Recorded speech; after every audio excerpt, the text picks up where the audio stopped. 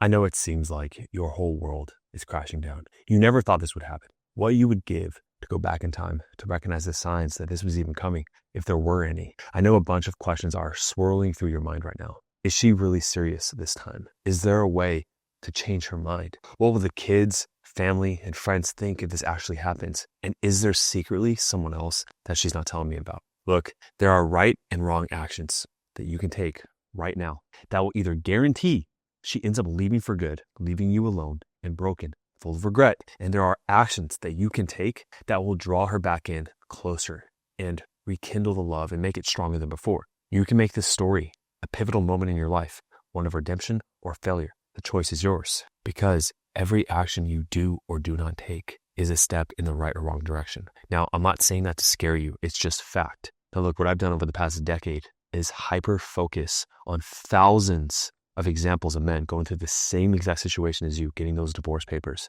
and knowing exactly what to do to get her back or what not to do to not push her away. So there are 13 mistakes that I see that men make that cause the wife to immediately fast track divorce. Then after I show you how to avoid those 13 mistakes, I'm going to show you our ERM method, the emotional reset method. It is the foundational step you must take to reset her emotions, to get her to be open to even see the changes that you are making. So stick around for that, but let's jump into the first mistake that's going to guarantee divorce. Okay, the first mistake you can make is dismissing her feelings. Now look, I know a lot of times for a lot of the guys we work with, this isn't the first time she mentioned divorce or separation or space. Maybe it is for you, but for a lot of guys, it's not the first time, right? So because the guys have heard it a lot of times before and then she ends up going back to normal, they think, okay, I'm just going to give her some space. She'll be fine. And we'll go back to the way things were. And the thing is that for most guys, when they hear it all the time, because she's being emotional, she's just, heated in the moment. It's what she feels right now. I even teach on this channel that a lot of times what she says isn't permanent. It's a right now, I feel this way. But guys take it too far and they completely dismiss her feelings. So when she makes that threat, they'll say something like, oh yeah, we're done. Just like the last time you said we're done, or something like that, right? And what that does to her is she may not be truly done with you, but let me guarantee you something. If you dismiss her feelings, you are adding more fuel to make sure that it's going to be done, okay? So the biggest mistake guys can make when she makes this mistake is they get defensive, they shut down. I remember one time with my partner, we were in a phase of disconnect, right? And she came to me and I thought we were great the previous 3 weeks. I thought everything was like, oh my gosh, we're making so much growth because we were in a dark stage and we started going back. And she comes to me and says, hey, like I felt disconnected from you the past couple of weeks. And it completely just took me off guard. I was like, in my head, I was like, wait, you're faking it? This is, anyways, before I was teaching this stuff as much, even I, still have to learn some of the stuff I teach. Anyways, I shut down. I got defensive and I didn't know what to say. And the only thing that she needed to hear from me was just like, okay, I understand how you feel that way and I want to do something about it. We're going to do something about it. And I take that proactive action to repair the relationship as a man should. So just know that whenever she's bringing up these feelings, even if you don't think it's serious, you have to validate her emotions and make her feel that what she is saying is valid, or she's going to validly check out for good. I would say this next one is the most common mistake a lot of guys make, which is getting defensive. They'll say things like, you're leaving after everything I've done? Like, really? How could you? Or the most common one that I'll often see is that a lot of times when a guy is looking for reasons as to why she's leaving, she'll mention things that just seem so innocuous, arbitrary, doesn't make sense. Like, really, that's the reason why you're leaving. One example is I remember I was working with this client and his wife just ended up leaving and she didn't say much about it. She just says, I feel disconnected from you. And he wanted to know, like, what is it that I did? So at least I don't do it with the next woman. I understand that. He was finally able to talk to her a few months after this happened. And she mentioned that he was always controlling the car radio. Of course, that sent him into a rage. He got mad. With her, he didn't, but he got very angry, like pissed off. Like, it's the car radio. The thing is, whatever she says the reason is, there's a deeper underlying reason towards your personality or the need that wasn't getting met from that behavior. Him controlling the car radio had to do with him always taking control, never listening to her. There's also another thing that goes along with it in terms of whenever a woman is finally made that decision and she's in negative sentiment, she wants to leave you, she can only find reasons to justify why she's doing what she's doing, okay? But that's for another conversation. Just know whenever she is bringing up these issues or says she wants space, she wants separation, it is imperative that you do not defend yourself. She may be wrong about what she's saying factually, or your intent was not what she perceived, right? You were not being malicious in the things that you were doing. Her feelings are valid. Okay. Whatever happened, she feels that way and she's allowed to feel that way. And whenever you minimize it, you defend it because you're trying to make yourself feel better about what happened. Because maybe if you can convince her and change her mind, then she'll come back, right? That's not the way it's going to work. It's actually counterintuitive.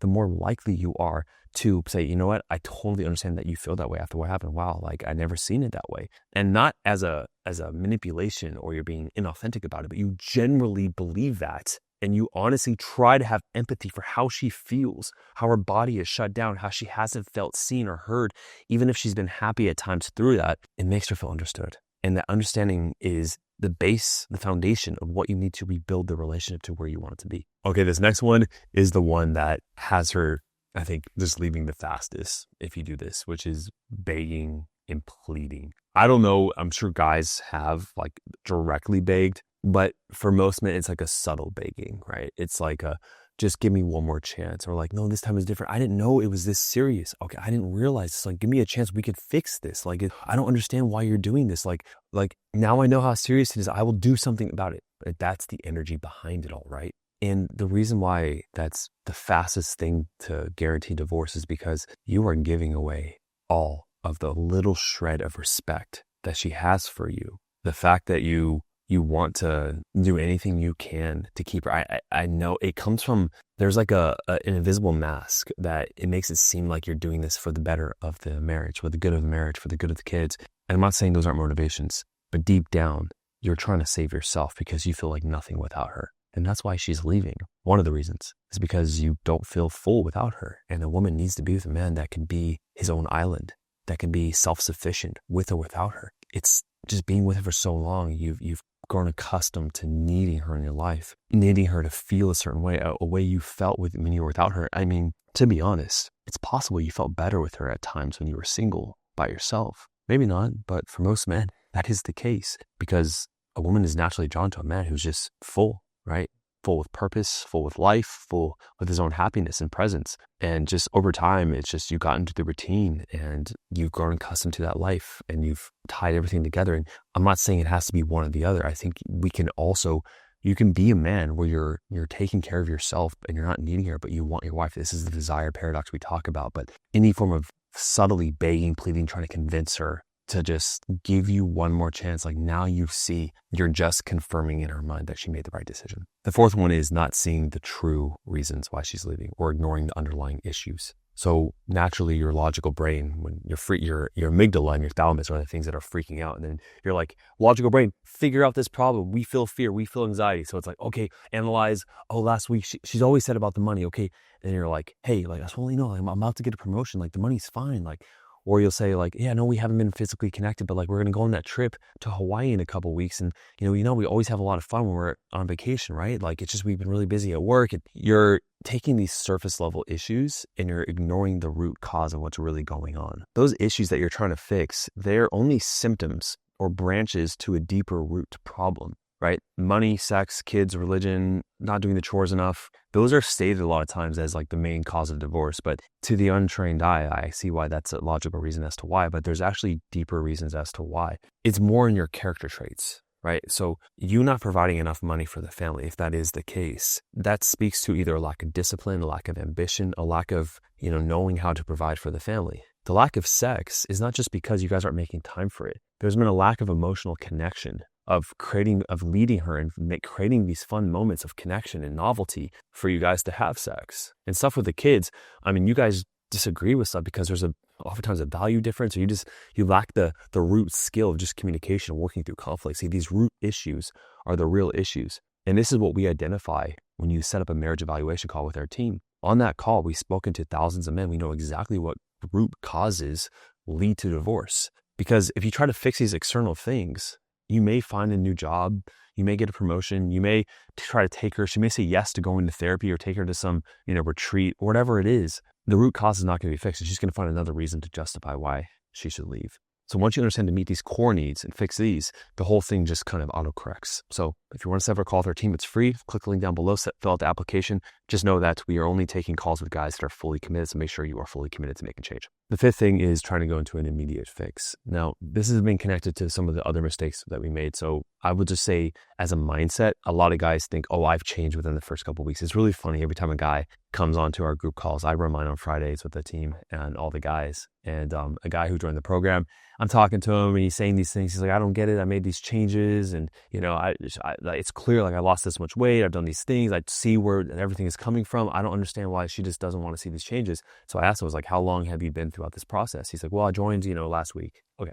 I'm not going to deny that you made some changes, that you've had some miraculous insights, but I mean, come on now. Like, you can't just auto fix the problem that fast. And actually, the fact that you think you've changed that fast is the problem. You see, I expand on a lot of other videos, but there's this idea of loving the process and not the outcome. And a man who says that I haven't arrived and I'm never going to arrive, it's that ongoing process. That's the man that she believes has changed, that he is fallible, that he's not a finished product. So yeah, you can't just automatically fix the problem. You need to heal it, and it takes time. All right, the sixth one is withdrawing or shutting down. Now, a lot of guys don't do this because most of the men that we work with want to save their marriage, so they wouldn't be shutting down or going away. But sometimes when you feel overwhelmed or you feel just like there's nothing you can do, the only results that you can take or action you can take is to shut down. But what that shows is that she's opened up to you about something and you've taken it personally about yourself, that you did something wrong. And for whatever reason, your response is to avoid, is to shut down and just not talk about it. And as much as I understand that when you feel helpless, that is a natural response, it's only going to make her feel that she can't come to you with problems. And when she's mentioning divorce, if you just kind of run away from it, she's just like, yep, he never cared in the first place. All right, this next mistake is one that I hate the most that guys do, which is blaming external factors, being a victim. I'll just share with you a story.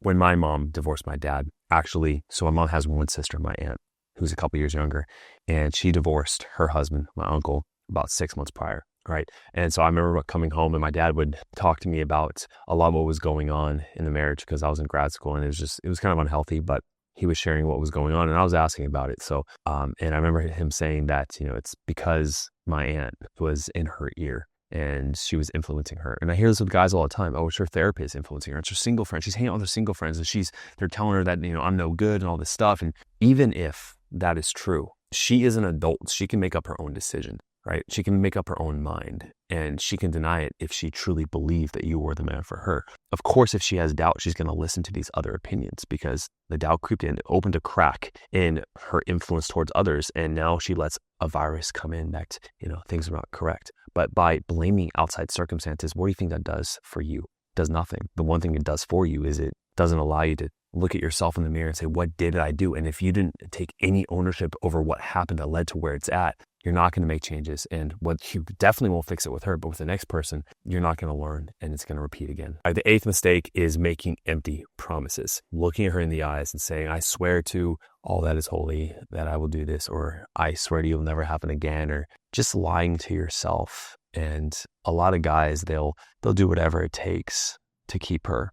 They'll lie, they'll cheat, they'll steal, they'll say whatever they can just to keep her in their life. And I understand that when your world feels like it's crumbling apart, the one thing you want to do is to hold on to the person you love most, the person who makes you feel full. But to compromise who you are is the worst sin of all. And you're compromising who you are when you're making claims and promises that you cannot back up and that you won't. You're lying to yourself. So don't do that. The ninth mistake is escalating into ultimatums. It looks like basically saying, fine, you're going to do this. Fine, I'm going to take the kids. I'm going to fight for the kids.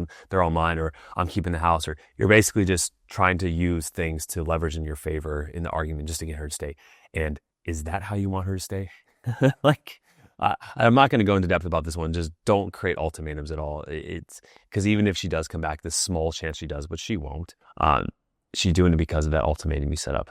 Is that what you want? Don't do ultimatums. The 10th mistake is failing to take it in, or you're basically reacting before responding. If she says, I want a divorce, or here's the papers, or whatever it is always in your best interest to just say, okay, I understand where you're coming from. It must be really hard for you to do this. I'm going to take my time to really think this over before I respond to you. So I'm going to go take a little bit of space and I will come back to you in X amount of time to talk about this. That is the best response that you can give her if or when she mentions divorce or talks about the papers. I know it's emotional. I know that's not easy to do, But whenever you react, you're reacting from a place of fear, and that fear is always going to just create more disconnect. All right, just like trying to problem solve quickly. A lot of guys, they will overcompensate in the other direction. I just had a conversation today with a guy in my building. He knows what I do. And he goes, oh, my friend, he's going through this right now. He's been in this relationship for 9 years with this woman. He was going to propose, and something happened, and now she moved out. And he goes, he sent her a bouquet of flowers every day for the past 7 days. And I'm like, yeah, I'm going to use that in a video. There we go. It's overcompensating. It's trying too hard. Like, she knows you want to be with her. She knows that you're going to fight for her. And nothing is wrong with showing that you care. But in that heat of the moment, it's like she knows you're doing those things in reaction to her leaving, right? So you're being in a reactionary state. And that does two things. One, it puts you in a supplicating state. Supplication means that you're looking up to her. She doesn't respect or admire you. She's looking down on you. And two, she knows those changes are not going to be long lasting because you're doing it in reaction. It's not a part of who you are, right? So don't do that. Don't react. Some other examples of over supplicating and doing too much for her is, buying her a bunch of jewelry, taking her on all these dates, cleaning the whole house, finishing this project, taking the kids to whatever. You have to do things because you genuinely want to, not because you're going to try to get her back, and you cannot fake it. You cannot fake it at all. Okay. So don't. The next one is basically guilt tripping her, right? Saying like, oh, I can't live without you. And like, I don't know what I'm going to do. And like, how could you do this to me? It's like, woe is me. Like that one, I said the other one was the worst one, right? Being like the victim, but that's like even darker and deeper, is like trying to shame her and like making her feel bad for you. I remember when I had a girlfriend do this to me, and she says that she couldn't live without me. And she was like, she's basically threatening self-deletion. And I spoke with her for another couple weeks, but like, I just felt so angry at her that she was doing that. It was so manipulative. So don't do it. So the 13th one is giving up too soon or losing hope. Now, for a lot of guys, I understand that when you're watching this video, she did something that she probably hasn't done before. She's maybe moved out when she never has. She said a certain word like, I hate you, or done for good, or I'm no longer in love with you. That's a very common one. Maybe there's another guy in the picture, and that causes you to give up, lose hope. There's no chance. I get it. I mean, if she wants to leave you, it's like part of you is even like, fine, you don't want to be with me, right?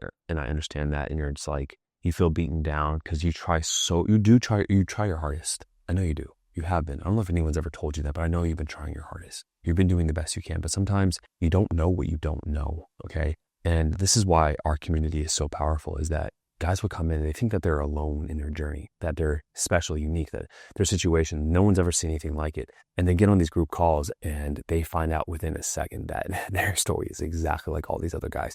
Not only that, but those guys with other stories, they've won their wife back. And that just gives them so much confidence and hope that they can do it and they don't give up, right? Because your frame or your ability to perceive that the outcome is going to be what you want, and you have certainty around that. That is something I cannot teach.